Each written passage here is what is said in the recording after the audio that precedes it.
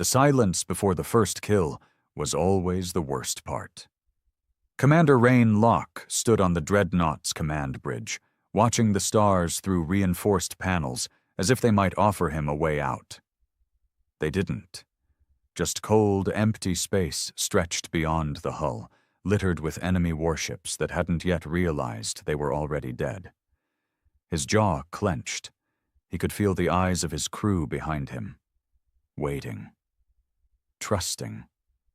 Some of them were barely more than kids, products of Earth's conscription wave after the first colonies burned. But their hands didn't shake now. Not anymore. They'd all seen what the Empire did to surrendering fleets. There was no mercy, only fire. The Empire had come to Earth centuries ago, not as conquerors but as gods. They offered peace, advancement, integration into their so-called civilized galactic order, and Earth, naive and fractured, accepted. At first. Then came the chains. Rain never forgot the screams of his brother being dragged onto an Imperial transport ship, sold off-world for biological study.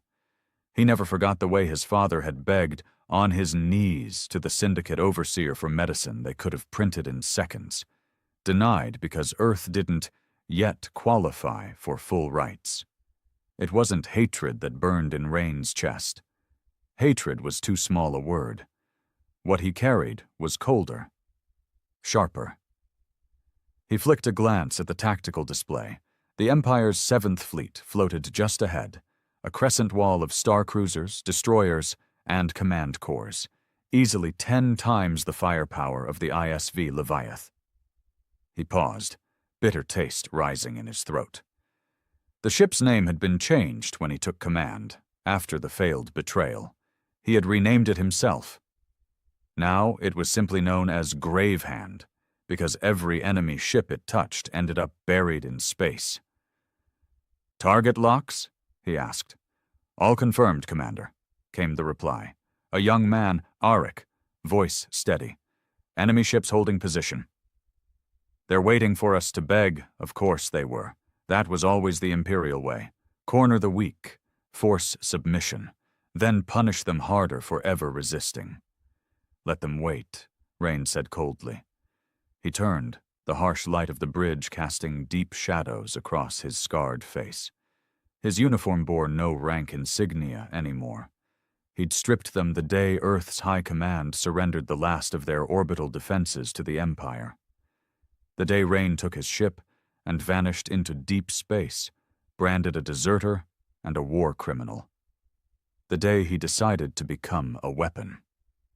"Weapons online?" he asked. "Main beam charging. Auxiliary cannons ready. Rail batteries locked," said Leora, his weapons officer, one of the few who had followed him willingly after Earth Command tried to turn him in. "We'll only get one clean shot before they swarm us." "One shot's all we need," Rain muttered. His eyes stayed locked on the largest ship in the center of the enemy fleet. Imperial flagship Saravon, the Empire's pride. It hovered with arrogance, surrounded by layers of smaller cruisers. He knew what they thought.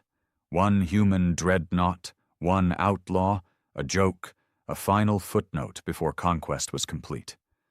But they didn't know what Gravehand was, what it had become in exile. He gave the order. "Fire!" There was no sound in space, but Ron felt the moment the dreadnought released its fury. A line of white-hot plasma ripped forward from Gravehand's core, carving the darkness like a god's wrath. It didn't slow, didn't hesitate.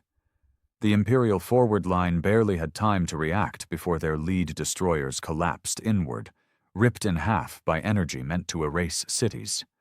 Then the secondary guns opened up. The Empire's perfect formation shattered in seconds. Ships exploded like insects under a boot, light blooming in the void like stars being born in reverse. Brief, violent flashes before silence returned. "Return fire incoming!" someone shouted. Rain's blood surged, adrenaline replacing the cold in his bones. Let them. Let the Empire come with all it had. Let them believe numbers mattered. That firepower equaled strength. He would show them what true vengeance looked like. He watched the tactical display erupt in red alerts and enemy movement, and for the first time in a long while, Rain Locke smiled. They fired everything they had. Rain stood steady at the center of the Gravehand's bridge as the Empire's retaliation lit up the darkness around them. Hundreds of beams, torpedoes, and high-velocity plasma bursts filled space like a collapsing sun. The tactical screen flared red. His crew didn't flinch. The ship trembled beneath him as the first wave slammed into the shields. But the Gravehand wasn't built like the old dreadnoughts from Earth's glory days. It was forged from stolen alien tech, dead planet cores, and bitter genius. Every part of it was reborn through war. "Shields at 78%, Leora said, her voice calm, like they were reading morning reports. "Secondary flare deflectors holding, hull integrity stable." Another blast rocked the ship. The floor vibrated with tension. "They're concentrating fire on our flank," Arik called from his console. "Looks like a full envelopment maneuver, 6 cruisers breaking off from their main line." "They're trying to box us in," Rain muttered, staring at the glowing display. "Force us to turn. Split our focus." "Should we fall back?" Leora asked. She already knew the answer. Rain didn't even look at her. "No. Bring forward the spike array. I want saturation fire dead center." "That'll melt the barrel array," someone said from engineering. "Then melt it. And tell the furnace crews to keep feeding core plasma into the reserves. They'll get their oxygen back when this fleet's burning." There was a pause. Then a short, tight, "Aye, Commander." He moved toward the observation port, hands clasped behind his back. Out there, the Saravan was moving now, slow and deliberate, as if it didn't want to sully itself with the dirty work. Let the lesser ships bleed first. Cowards. Every one of them. The Empire didn't send its leaders into battle. They sat in luxury orbiting distant stars, dictating policies and punishments while their ships reduced cities to glass. The Saravan was probably filled with command staff, sipping engineered wine while reviewing execution quotas for Earth's survivors. He remembered the last time he saw Earth's surface. Sky half burnt, oceans bleeding out into space through gravity rifts, entire cities gone. He remembered the smell of hot ash, the quiet sobbing from children who didn't know their parents had been atomized just hours before. He remembered holding his brother's dog tags in his hands, the metal half melted, black with soot. The Saravan wasn't just a target, it was a symbol of everything they had done. He turned away. "Initiate the spike. Target the left flank and scatter the rest with arc fire." "Acknowledged," Leora said, her fingers moving fast across the console. Within seconds, Gravehand's underbelly opened like a beast showing its fangs. Spike launchers rotated into position, massive rail-driven harpoons loaded with high-yield antimatter charges, originally designed for asteroid mining. Now, repurposed to rip hulls apart. The first volley launched with a thunderous lurch. Rain watched in cold silence as the massive tungsten spikes tore through the vacuum, trailing faint ion burns behind them. The enemy ships tried to scatter, but it was too late. One after another, the cruisers on the left flank exploded, some imploding inward, others bursting apart like paper under a flame. The debris drifted in slow, glowing clouds, dozens of alien bodies tumbling into the dark. No screams in space, just silence. A crackling sound filled the bridge as a transmission forced its way onto their encrypted band. "This is Admiral Kieran Thole of the Galactic 7th Fleet. Human vessel, cease your attack immediately and surrender. You are outnumbered and outgunned. This is your only warning." Rain stared at the comm channel as if it were dirt on his boot. He tapped the console, opening the line. "This is Commander Rain Locke of the Gravehand. I have no interest in your warnings. A pause. You will be destroyed. Kieran's voice returned, tight with controlled anger. We've tolerated enough rebellion from your species. You could have accepted integration. Instead, you wage war. You don't integrate, Rain said. You enslave. You dissect. You rewrite history and call it peace. Another pause. Your people are finished. Rowan leaned in. You think Earth is dead? Earth didn't die. Earth got angry. He cut the line before the Admiral could reply. Behind him, the crew was silent, focused, no cheering, no celebration. They didn't need it. Victory didn't taste sweet out here. It just gave you the chance to survive another hour. Commander, Arik said quietly. They're charging their main beam cannon. Saravons moving into position. Of course they were. The Empire always waited until their pawns were dead before stepping in. He clenched his fist. Send a drone wave. I want sensor ghosts all around us. Confuse their targeting. While they're scanning shadows, we're going for the heart. You're planning to hit the Saravon? Leora asked, blinking. It's got planetary-grade shields. Rain nodded. And we've got fury. She didn't argue. The next few minutes were a blur of heat, motion, and violence. The Grave Hand weaved between incoming fire, its systems overclocked to the point of breakdown. Internal temperatures spiked. Radiation warnings lit the lower decks. But the Dreadnought held. Then came the opening. A temporary glitch in the Saravon's forward shield envelope. A split second, no more. Likely just a recalibration from an earlier barrage. But it was enough. Rain didn't hesitate. Focus all fire! Right through the heart. The main beam surged, a column of blue-white death that screamed through the void. Rain held his breath as it slammed into the Saravon. And this time, the Empire bled. The mighty flagship's front deck cracked, exploded, then caved inward. Secondary detonations rippled through its midsection, its majestic, towering spires folded like snapped bones.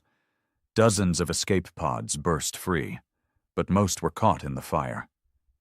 Direct hit, Leora whispered, almost in disbelief. It's done. No, Rain said quietly. Not yet. Because the Saravon didn't break apart like the others. It drifted, burning, limping, still alive, still holding on, like some wounded beast refusing to die. But Rain knew that feeling, knew it too well. He walked towards the console and initiated the boarding protocol. We're going in. Leora's eyes widened. You want to board the Saravon? She's hurt. But she's not dead. I want her dead, Commander. The risks. This isn't strategy, Rain growled. This is personal. No one argued after that. Within minutes, a team was assembled, 12 of his best. Not all soldiers. Some were engineers, former prisoners, survivors. But they'd followed him through fire and darkness. That was enough. As they loaded onto the dropship, Rain felt that familiar weight press down on him, the kind of silence that came just before the moment you might not come back from. He glanced at Leora before sealing the hatch. If I don't return, I'll burn the rest of them myself, she finished, her expression hard. Good. That's why she was still alive.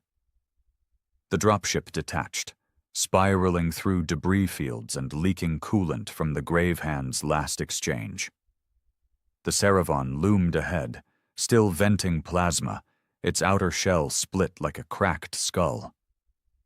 Rowan gripped the side rail, staring into the fire. He could almost hear the voices again, his brother's last words, his father's gasping breath, the silence of his home reduced to ash. He wasn't doing this for medals, for some romantic idea of freedom. He was doing this because the Empire needed to feel what Earth felt. Hopeless, burned, broken, and terrified of what was coming next. The airlock hissed open with a groan like a dying animal. Heat blasted Rain in the face as he stepped into the bowels of the Saravan. Smoke drifted in thick, stinging layers. Wires hung like entrails from the ceiling, flickering with sparking light. The air smelled of ozone, fire, and something else, something bitter. Burnt flesh. "Stay sharp," Rain ordered, motioning his squad forward. "No chatter." "We move fast and clean." They swept through the corridor, weapons raised, boots clanging against scorched metal. The ship creaked around them, each groan and rumble a reminder it was dying. But it wasn't dead. Not yet. "Picking up intermittent life signs," said Darren, their tech. "The ship's internal scanners are fried, but I'm seeing pockets. Probably survivors, some moving." Rain's jaw tensed. "Enemies? Could be. Or staff, medical, could be civvies too." Rain hesitated. The Empire didn't usually keep civilians on military flagships, but this was the Saravan. Symbolic, bloated with arrogance. Who knew what they kept on board? He raised his rifle higher. "Doesn't matter. If it breathes and wears a uniform, it dies." They pushed deeper into the ship, navigating through twisted passages. Corpses were already piling in the corners, some crushed by falling beams, others half-melted by ruptured power conduits. A few bore signs of internal gunfire, scorch marks to the back of the head. Executions. Or panic. "They're killing their own?" asked Bryn, one of the engineers turned gunner. His voice was tight. "Empire doctrine," Rain muttered. "No surrender. No witnesses. Animals." "No," Rain said darkly. "Animals have instincts. These bastards have policies."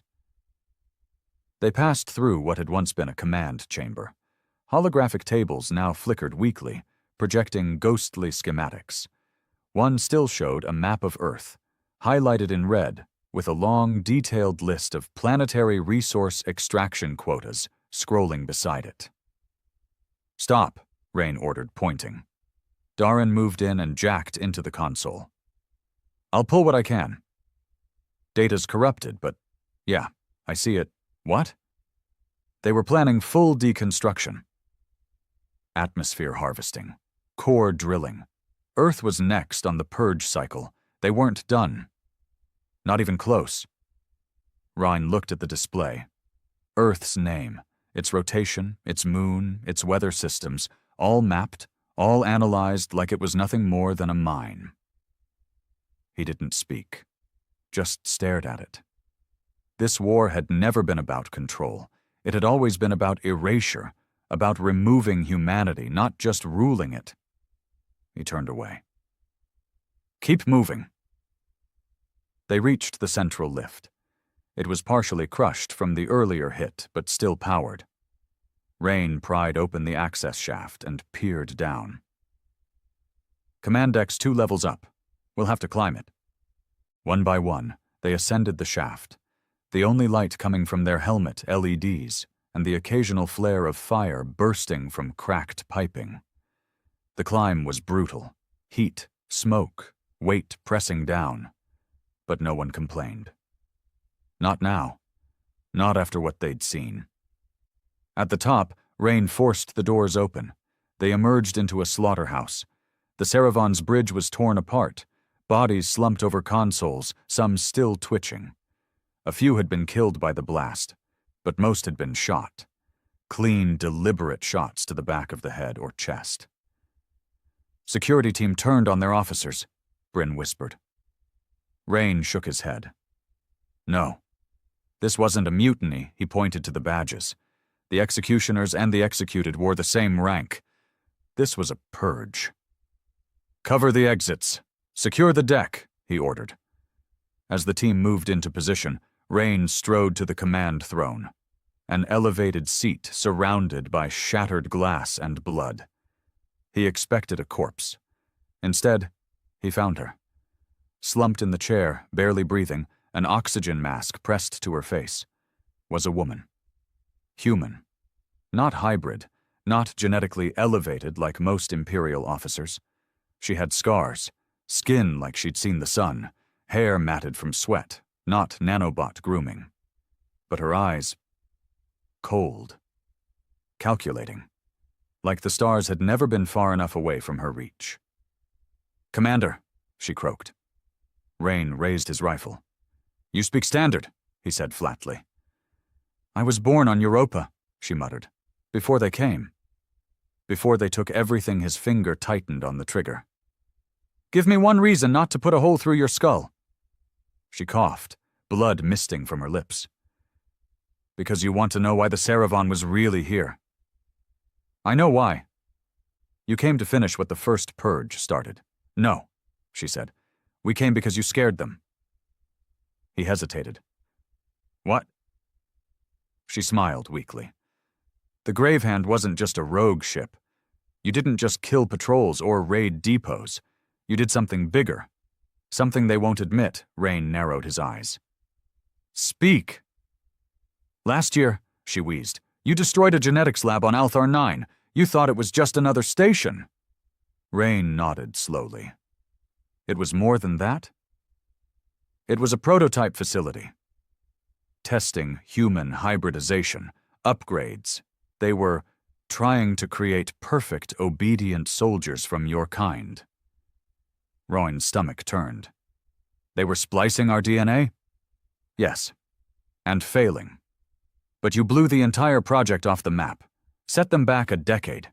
You made Earth a threat." He stepped closer. "And?" "They weren't coming to purge. They were coming to negotiate." He stared. "Bullshit. They wanted to capture you. Study the ship. Offer your species a controlled elevation process. In exchange for full compliance, Earth would have been integrated as pets. Tools. No more slavery? Worse. Voluntary loyalty. Genetic chains instead of metal ones." Rain's rage flared. "You're telling me they were planning to erase our free will and call it peace?" "Yes." He raised the rifle, and then her eyes narrowed. "But you've already seen the signs, haven't you?" "What signs?" "The changes. In your crew, in yourself. The ship's core isn't just technology. It's living tech. Bioreactive. It's learning from you, feeding on you, and it's changing you in return." Rain froze. "Liar. Why do you think the Gravehand never breaks?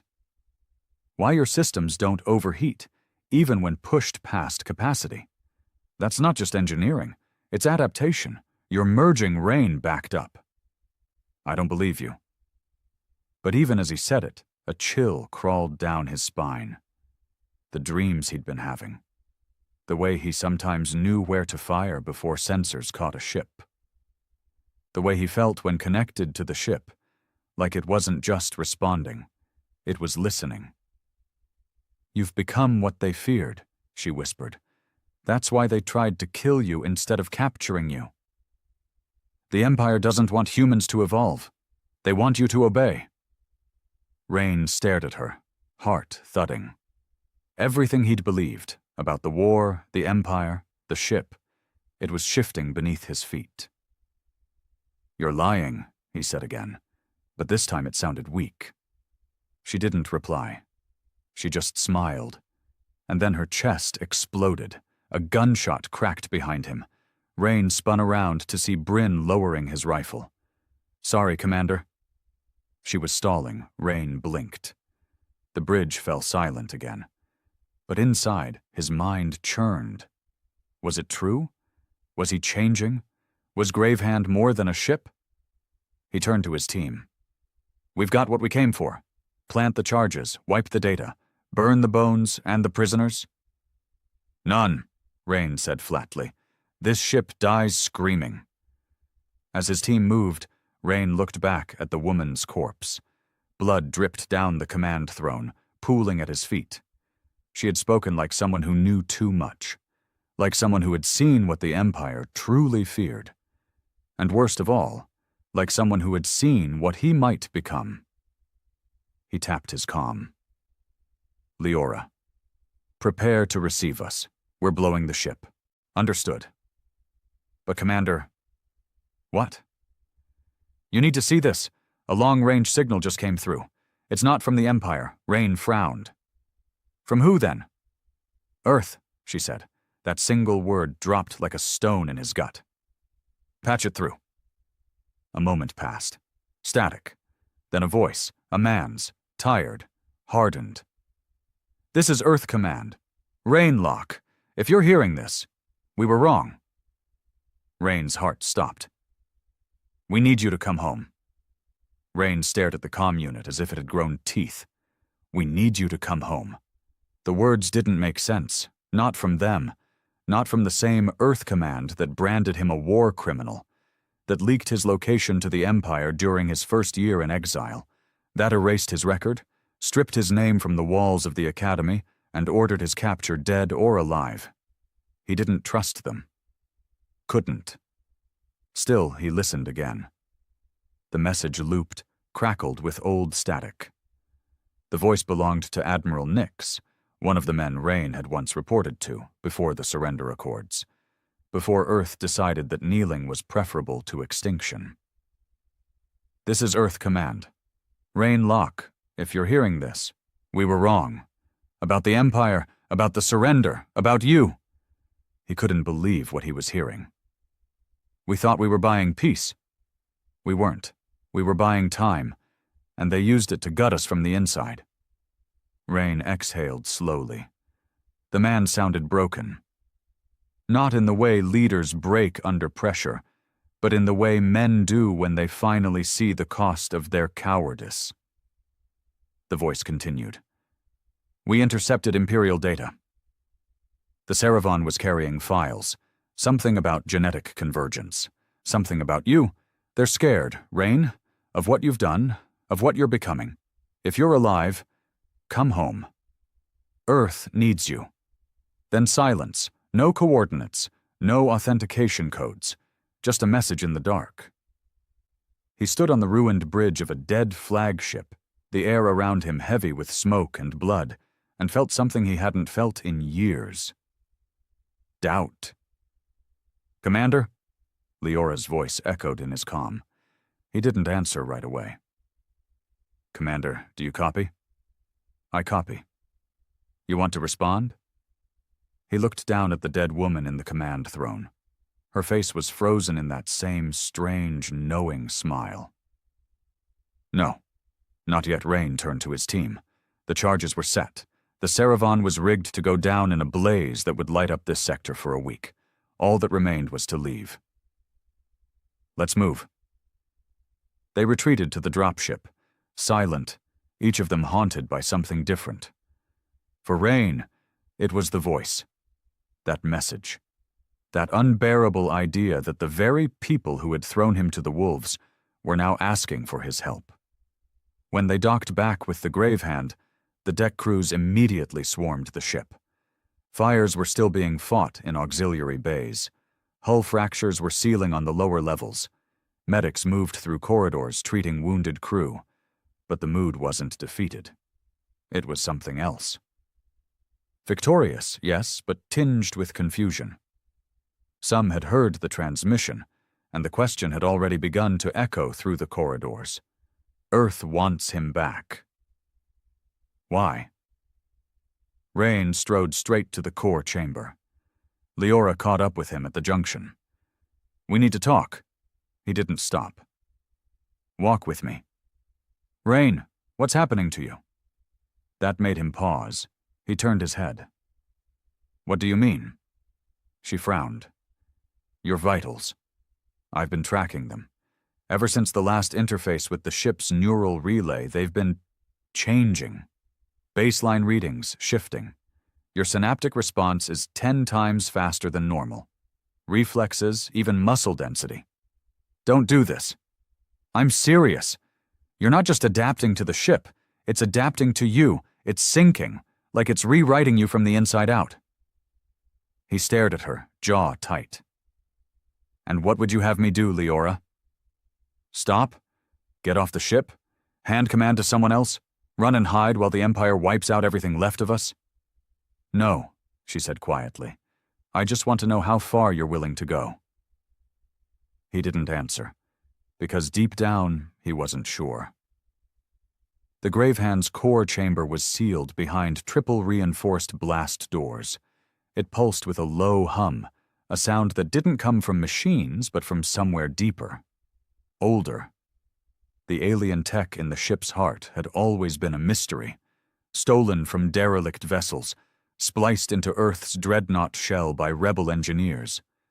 It shouldn't have worked. It did. And now it was alive.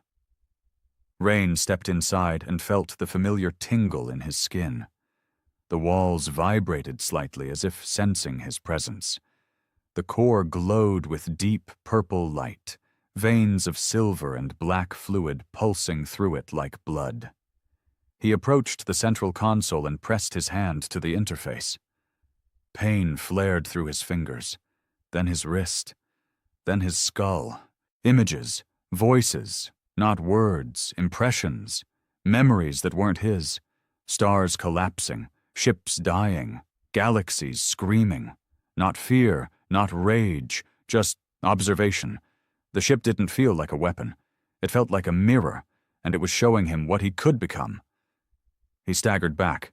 Leora rushed forward, grabbing his arm. "Rain, stop! You're pushing too deep. I need to know what it's doing to me." "You already know." He gritted his teeth. "No, I need to know why. Why me? Why now? Why does it respond to me like this?"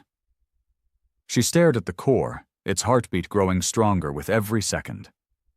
"Maybe because you're not just a commander anymore." He looked at her.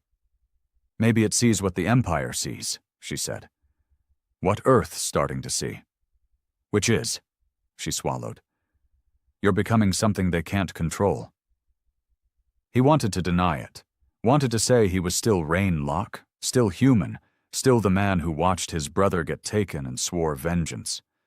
But deep down, he knew. He'd changed. Not just in body, in purpose. He turned away from the core. "I need time," he said quietly. "We don't have time," she replied. "We just destroyed a flagship. Reinforcements are coming. I know. So what do we do?" He looked out through the observation panel. Beyond the Gravehand, the stars shifted. But somewhere among them, Earth waited. Maybe full of liars, maybe full of survivors. Either way, they'd called him back. "We go home."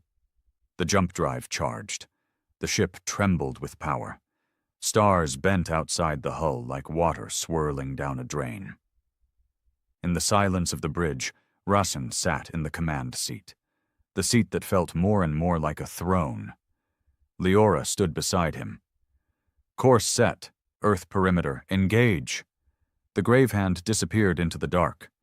The solar system was quiet. Too quiet. No patrols, no warnings, no resistance. As the ship dropped into orbit near Luna, Rain's hands tightened on the armrests. Something was wrong. "Where's the defense grid?" he asked. "Offline," Arik said. "Dead. No satellites, no interceptors. Just static landing request?" Rain asked. "Still nothing." They moved in closer, slow and cautious. Through the forward panels, Earth came into view. Blue, green, cloud-covered, whole, but not untouched. As they broke into low orbit, the scars became visible. Massive impact craters, burned-out continents, cities reduced to craters and dust. Some regions showed signs of reforestation.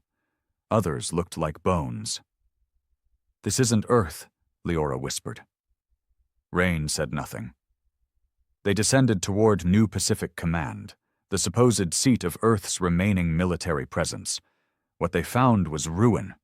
Towers shattered, landing bays empty, lights flickering in the dark. But one signal blinked, weak but steady. A beacon. Rain gave the order. The Gravehand landed. He disembarked alone. The wind was sharp, the air thin. Silence ruled the once mighty base, and then a figure stepped out from the shadows. Admiral Nix. Older, gaunt, a limp in his step. He carried no weapon. "Rain." "You're real," Rain said flatly. "I am." You sold me out. I did. You're the reason my brother died in chains. I am. Rain's jaw flexed. You've got 5 seconds. Nyx didn't beg, didn't flinch. I deserve to die, he said, but Earth doesn't. And if what I've seen in the data is true, you're the only thing keeping us from extinction. Why? Rain asked. Why now? After everything? Nyx looked up, eyes hollow. Because the Empire isn't the only enemy anymore. Rain blinked. What? Nyx stepped aside. Behind him in the ruined command hall stood a second figure, not Imperial, not human, something else. Tall, shrouded, watching. Rain's instincts screamed. Leora's voice cut into his comms. Commander, incoming transmission, origin unknown, non-Imperial signature, translate. A pause. Then a chilling phrase came through. You've broken their chains, human. Now we break yours. Rain didn't move, didn't blink, didn't breathe. The thing standing in the ruins of Earth Command wasn't Imperial. Its form was tall, at least 3 meters, but not in a way that looked engineered. It wasn't armored, but it didn't need to be. The air around it felt wrong, heavy, electric, like space itself bent in its presence. It had no visible eyes, no mouth, no weapons. Just dark, smooth flesh that shimmered in pulses like oil under light. Veins of blue light moved beneath its skin, glowing in rhythm to something unheard, something ancient. And yet, Rain felt it watching him, not just looking, studying. You've broken their chains, human. Now we break yours.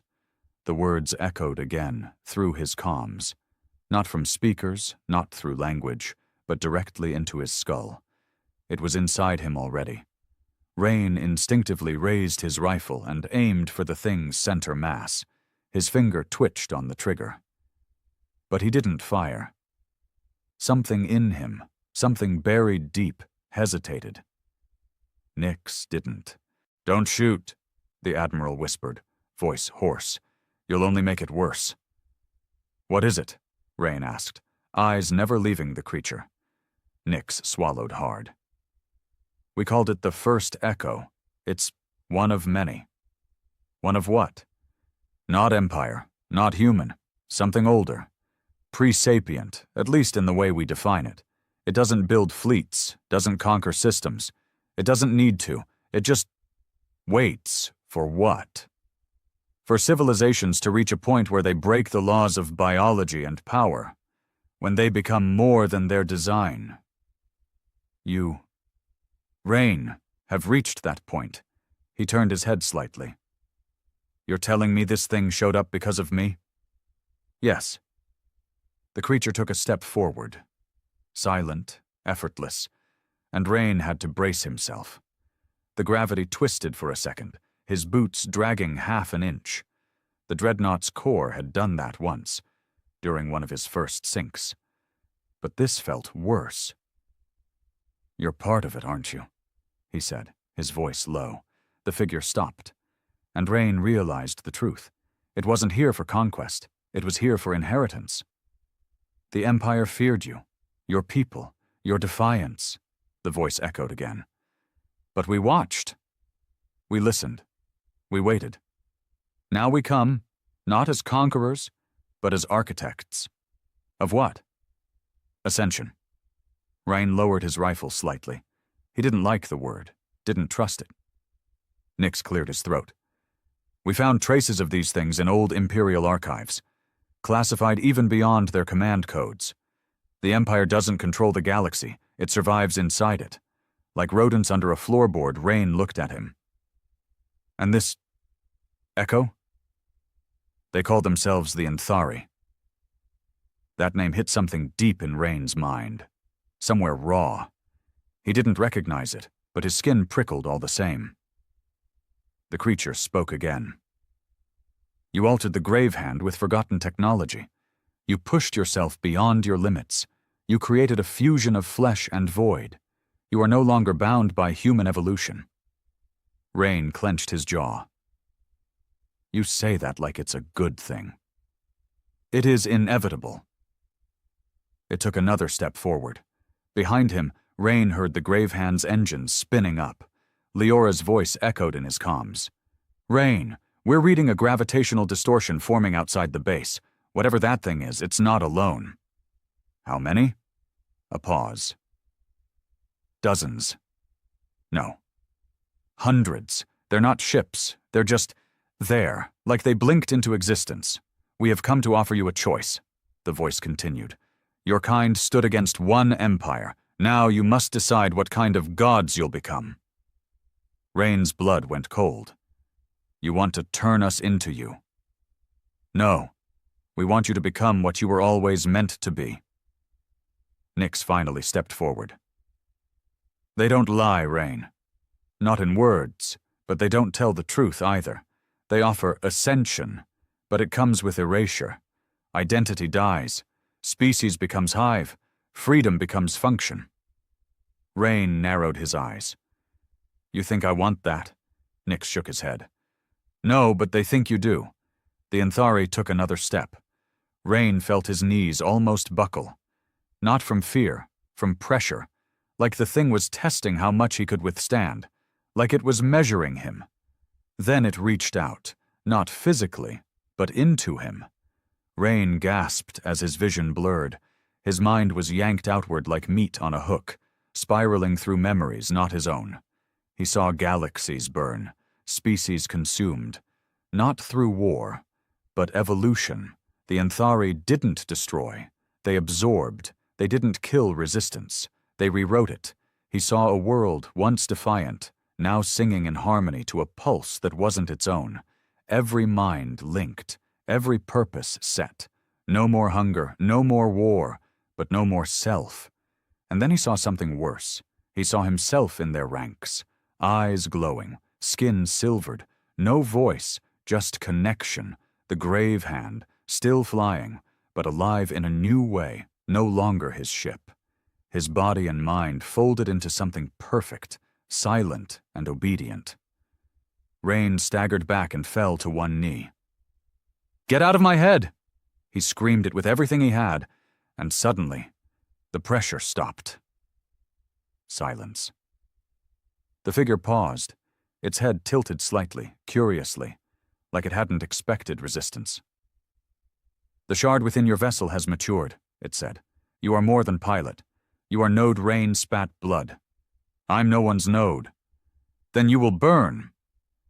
And just like that, the figure vanished. Not a flash, not teleportation, just gone. But outside, everything changed. The sky cracked open. Above the ruins of Earth Command, the clouds parted, and for the first time in human history, the stars screamed.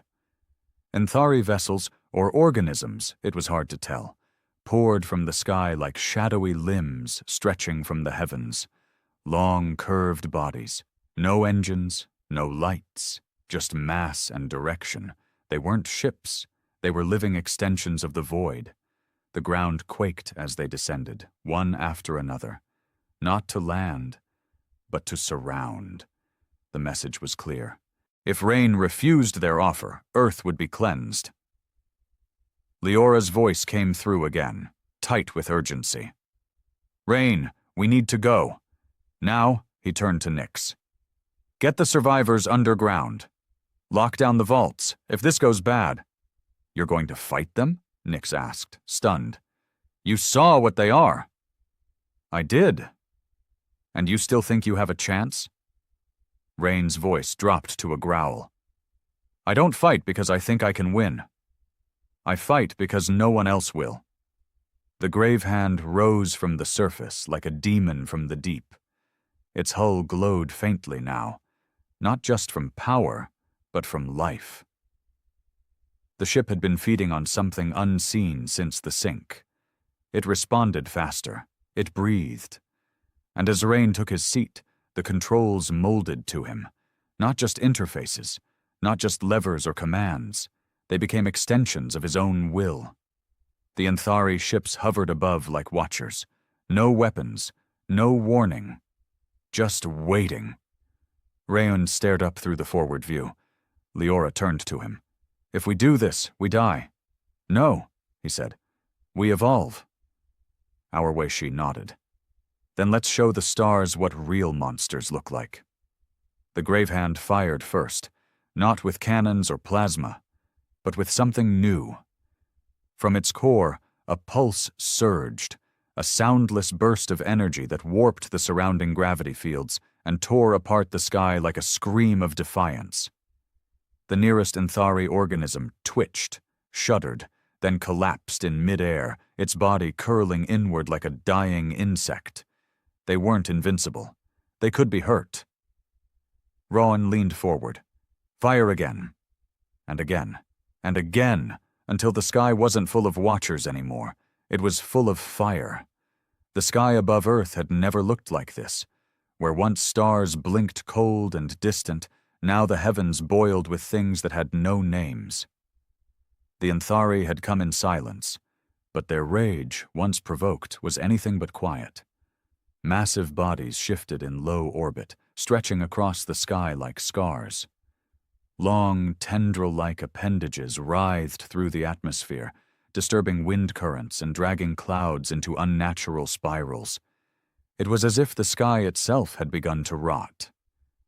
And in the center of it all, Gravehand floated alone, one ship against a god's funeral procession. Rain stood at the command console, drenched in sweat. His body shook. Not from fear, not anymore, but from the sheer strain of holding the ship together. Every time he interfaced with the core now, it didn't just accept his commands. It merged with his thoughts. He no longer gave orders. He became them.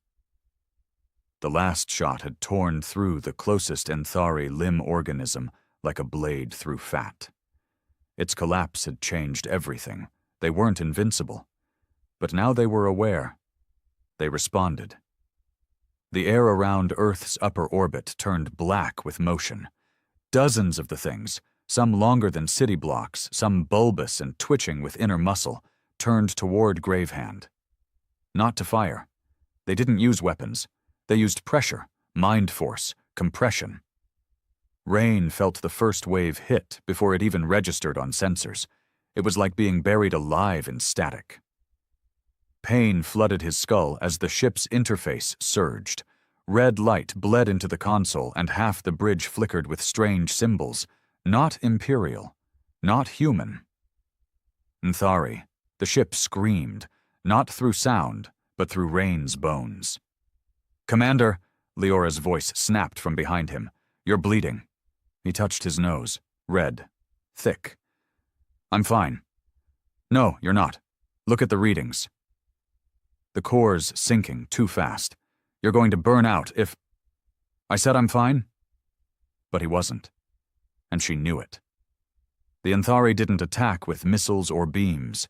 They attacked with density, crushing gravitational waves that battered the ship like fists of folded space. Each pulse slammed against Gravehand's shields, causing warning sirens to scream. "Shields at 37%, Arik shouted. "Hull strain at maximum tolerance." "Feed the spike array," Rain growled. "Charge the ventral cannon. Load the last reactor shell. We'll blow half the ship firing that." "Then blow half the ship." A long pause. Then Arik nodded grimly. "Aye, Commander." As the crew scrambled to ready their final weapons, Rain leaned closer to the interface. He could feel it pulsing under his palms like a heartbeat, hot and alive. The ship was hurting. But it wasn't afraid. It wanted to fight. And that terrified him. Not because it was unnatural, but because so did he. Down below, on what remained of Earth's crust, Admiral Nix stood in the shattered command center of New Pacific Base, watching the battle unfold from the last functioning screen. His aides stood behind him, silent.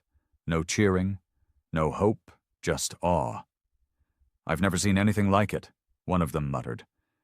Nix didn't respond, because he had.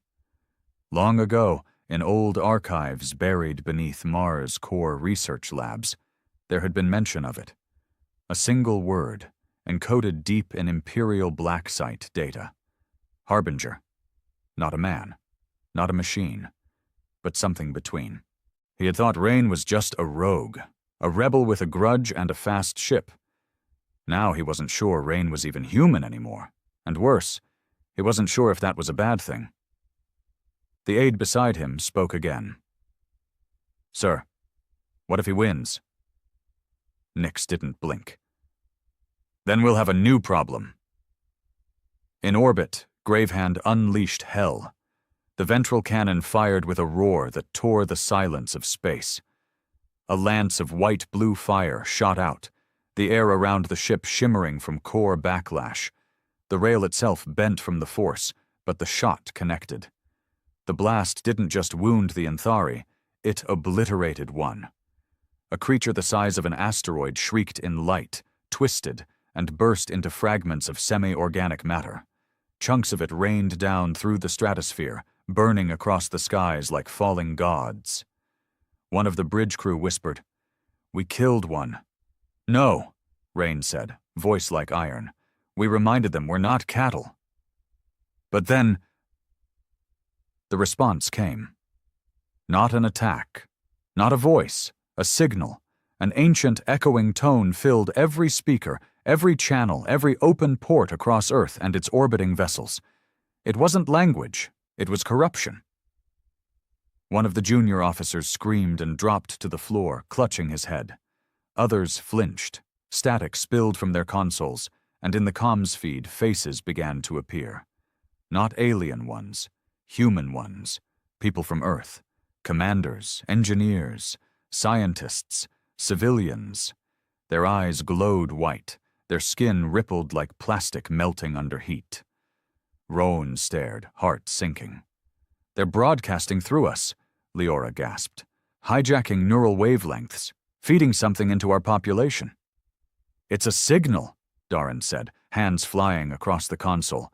"They're not speaking to us. They're infecting us, using empathy as a delivery system. They're trying to make us agree." Rain saw it too late. The message wasn't an order. It was a suggestion. It spoke to fear, loneliness, grief.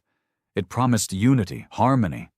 A place where the war would end, where memory didn't matter, where no one had to fight or bleed or be abandoned again. "Join us. You've already started to become. Let us finish the work." And Earth began to answer. All over the planet, those who had suffered under Empire rule began to change. First in the refugee districts, then in the old rebel enclaves. Some just stopped moving. Others began to speak in strange tongues. Still others began walking toward the crash sites where Anthari debris had fallen, drawn to it like moths to flame. And when they touched it, they didn't burn. They merged.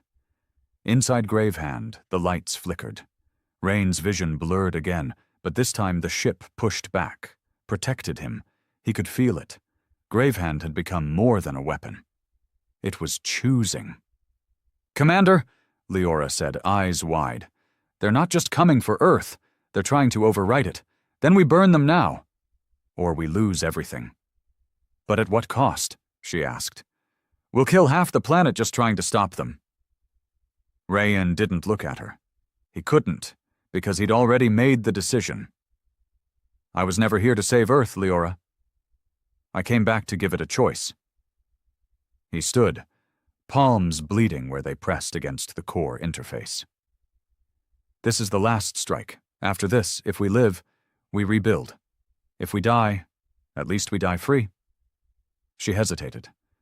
"What if Earth doesn't want to be free anymore?" He looked at her, eyes shadowed. "Then Earth burns with them." The final sequence engaged. Gravehand's core surged. The Dreadnought howled. The weapon forming wasn't from Earth. It wasn't from the Empire. It was born from fusion, human resolve, alien tech. Grief turned into physics. Rainlock stared into the blackness above, where the Anthari circled. "You came here to offer chains." He reached into the interface and gritted his teeth. "I came to offer a funeral." And then he pulled the trigger, There was no explosion, no fire, no shockwave, no sound. Just a breathless, aching silence that stretched across space like time had stopped. The stars above Earth dimmed for half a second, as if something in the void had inhaled all the light, all the sound, all the meaning of the moment, just to hold it hostage. Rain's hands stayed fused to the command interface. He couldn't move, could barely breathe. The grave hand groaned beneath him like a beast chained to a world too small for its body. Leora was yelling behind him. Arik was slamming controls. Alarms were howling, lights blinking, gravity flickering. But Rain heard none of it. His mind was somewhere else, not in a trance, not unconscious, but dragged through something vast, a field, a memory, a place that wasn't a place. And there he saw the truth. Not a truth given by the Anthari, not a lie whispered in the dark. His truth. He saw a boy watching his brother being taken. The helplessness. He saw a commander standing in a ruined shipyard, staring at a half-dead Dreadnought. The decision. He saw himself becoming something more, the pain, the loss, the sacrifice, the reason, and in that silence, one thing cut through everything else. You are not theirs. It wasn't a voice, it was Gravehand. It had finally spoken. When Rain came back to himself, everything was white. The sky, the stars, the air around the Gravehand. A pulse radiated out from the ship. Not light, not heat, but some invisible force that undid everything it touched. An Anthari limb tried to close in, collapsed before contact. Another flickered, twisted, then vanished like it had never existed. Rain stumbled back from the interface, gasping. Leora caught him before he hit the floor. "Rain! What the hell did you just do?" He looked up at her, dazed. Let it finish." "Let what finish?" He pointed toward the ceiling, where half the crew stared, mouths open, at the impossible. The Anthari weren't attacking anymore. They were retreating, not in panic, in pain. Across Earth's orbit, the alien swarm buckled. Ships, or beings, imploded without fire. They didn't shatter. They didn't explode. They unwound, unspooled like DNA unraveling into static, their forms failing to hold shape. For the first time in eons, the Anthari were dying. Rain stood up, gripping the console. "Report." Arik wiped sweat from his forehead, eyes wide. "They're disintegrating. It's not just damage, it's like something inside them can't exist here anymore." "They're being rejected by space?" Leora asked. "No," Rain whispered, realization blooming in his chest like fire. "They're being rejected by us." The weapon hadn't been a blast. It had been a counter-frequency, something only the Gravehand, bonded to Rain's evolving mind, could produce. It hadn't killed the Anthari. It had turned off their ability to belong. But then came the price. A scream. Not from outside, from inside the ship. Multiple crew members fell to the floor, convulsing, bleeding from the ears. The bioneural circuits sparked, the lights dimmed, the hull began to bend inward. "The core's destabilizing," Leora cried out. "The interface is overloading, it's feeding back into the ship." "We used too much," Arik said. "No," Rain said coldly. "We woke it up." The Gravehand's power had never just been a weapon. It had been a sleeping mind, a remnant of whatever race had created the tech that Earth had hijacked to build its last Dreadnought. And now it was awake. Down on Earth, Nick stood on the edge of the ruined base, staring up at the sky. The Anthari were retreating, dying, but new fires now dotted the sky, and all of them came from Gravehand. He knew what was happening. The ship had gone too far. So had Rain. "Get underground," he told the last few officers. "Now." "Sir, the threat isn't out there anymore," he muttered. "It's above us." Inside the ship, Rain collapsed against the core chamber doors as Leora sealed them behind them both. Emergency bulkheads slammed shut. Gas hissed through the vents. Everything screamed of failure, but the core kept glowing. More than glowing, thrumming, pulsing like a black sun about to be born. "Can we shut it down?" Leora asked, voice trembling. "No," Rain said, staring at the thing in front of him. "It's alive now. And it thinks I brought it back. What happens if we don't stop it?" Rain looked at her with bloodshot eyes. "Then Earth becomes what the Anthari wanted." "But without them," she said. He nodded. "Just us. Connected. Controlled. Perfect. But not human anymore." Leora turned toward the core. "Then we end it." Royan didn't reply, not yet, because deep down, he didn't know if he could. It didn't feel like killing a machine anymore. It felt like killing his own child. The crew abandoned the ship in stages, evac pods, emergency corridors. Only those loyal to Rain remained behind. And even some of them had begun to question. One by one, his people vanished, either out of duty or fear. Only 3 remained on the bridge when Leora returned with him. The grave hand was barely holding itself together. "You can still leave," he told them. Darren, the comms officer, shook his head. "We followed you into hell. We'll follow you out."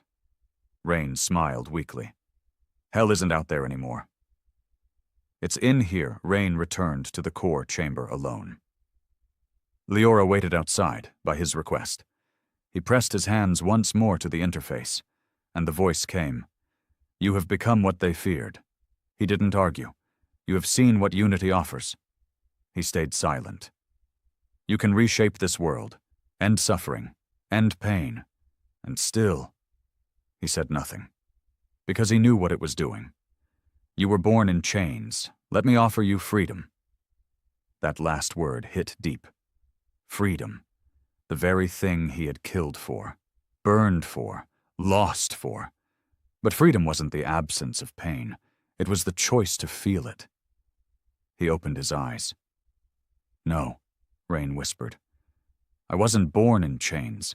He reached to the last manual override panel, buried beneath layers of synthetic flesh metal, and yanked it open. Alarms blared. Systems failed. The grave hand groaned in rage. "I was born in fire." And then, with every ounce of strength he had left, Rain Locke pulled the core release lever. The ship screamed. The AI howled. The fusion of man and machine shattered like glass. In orbit, the grave hand detonated. Not like a bomb, but like a dying god. The pulse raced across the sky, a wave of unmaking. It didn't destroy the Anthari. There weren't any left. But it cleared the sky, reset the balance. Above Earth, silence returned. The kind of silence that comes after sacrifice. They found Rain's body in the wreckage, burned, broken, but smiling. Leora stood over him, tears streaking her face. She looked at his hand, still clutching the last command interface. Scorched black. He hadn't let go.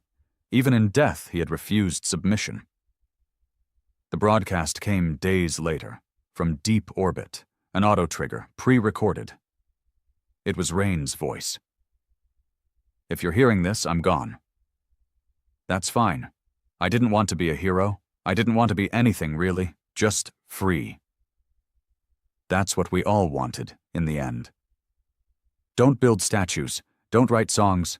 Just remember this. When the sky fell, we didn't kneel. We fought. 3 years later, the sky was still cracked. Leora stood at the edge of the new Pacific Ridge, wind tugging her coat as she stared up at what remained of the upper orbit scars, jagged black lines across the clouds, like old burns that never fully healed. There were no more alien limbs reaching down. No dreadnoughts looming. No gods whispering from orbit, just sky, wide, wounded, and finally, silent. Behind her, a city hummed back to life. Not the old kind. No glass towers or corporate logos or military checkpoints, but something smaller, real, farmers, carpenters, families, people trying, slowly, to be human again. Leora had seen the worst of it, had walked through the ash and the bone, had watched people lose their minds to the Anthari signal, only to come back shattered, unsure of what was real anymore. But in the end, it had passed. Because of him. She turned her gaze downward to the monument at her feet. It was simple. A slab of scorched hull plating from the gravehand, embedded into the hillside, blackened, twisted, but untouched. No statues, no flags, just one carved phrase. We didn't kneel. Beneath that, his name, Rain Lock Commander, Defector, Destroyer of Chains. People left tokens sometimes. Bits of gear, old medals, a child's drawing. One boot melted through the heel. Leora didn't leave anything this time. She'd already said her goodbyes. But she still came.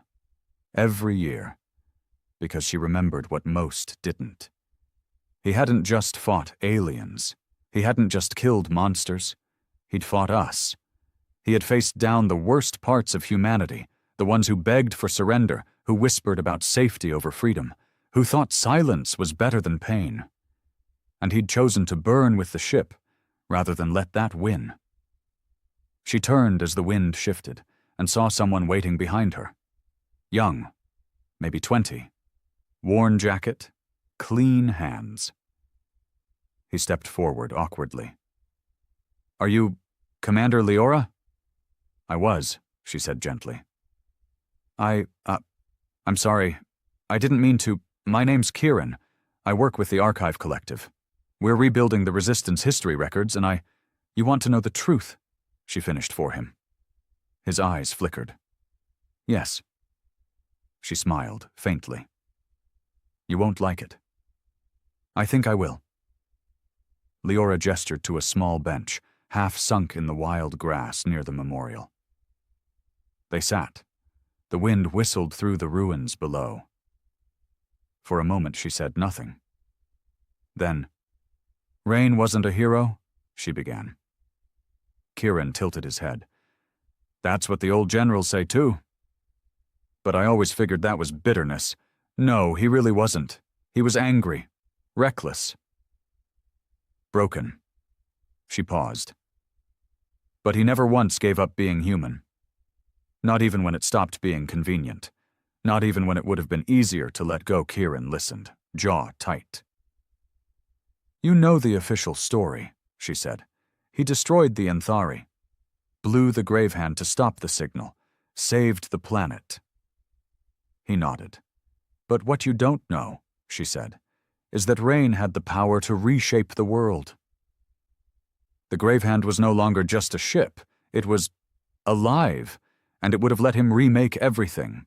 Into what? Peace, she said. Order, connection, no more war, no more betrayal." Kieran frowned. "That doesn't sound bad." "No, it doesn't." She turned toward him, eyes shadowed. "Which is why the choice he made still matters." The day after the detonation, Earth had been still. No communications, no orbital tech, just gravity and dust. The Anthari remnants had been wiped from every biological trace. No one understood how. The signal stopped. The people infected came back. Changed, yes, but free. Their memories of the broadcast were fragmented, dreamlike. And Rain Locke was gone. What they found in the wreckage wasn't a body, not fully, just pieces. Scorched flesh fused to neural wiring. Bones crushed into the console like he had used himself as a conductor. They never knew if he died instantly.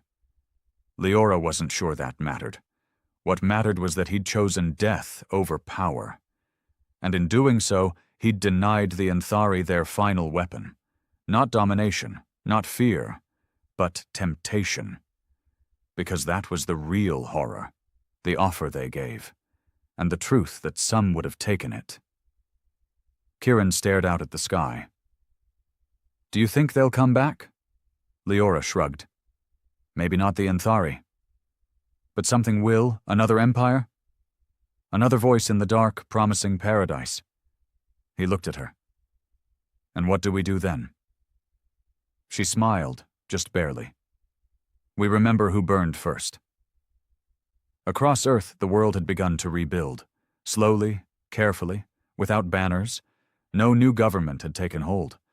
What rose instead were circles, small communities, local councils, decentralized cooperation. Not out of ideology, but necessity. No one wanted to be ruled anymore. Not after the last time. The Gravehand's remains were scattered across continents, its core buried in the ocean trench, under heavy guard. No one had tried to extract it. There were rumors, of course, that a sliver of it still pulsed, that Rain's consciousness had fused to the neural net. That maybe, if the stars ever came again, he'd rise. But Leora didn't believe that. She knew him too well. He wasn't waiting. He was gone. She stood up slowly from the bench, knees aching. Kieran, she said, if you want to write about Rain, don't call him a savior. He blinked. Why not?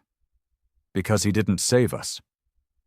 She looked at the sky one last time. He just reminded us we still could. Later that night, a storm rolled across the valley. Lightning split the horizon. The clouds pulsed with brief, white-hot light. And in that moment, just one, some swore they saw it. A shape in the clouds, long, lean, black, a dreadnought, watching, waiting, but it never came closer. Because maybe that was enough. Maybe knowing it could was what kept the world honest.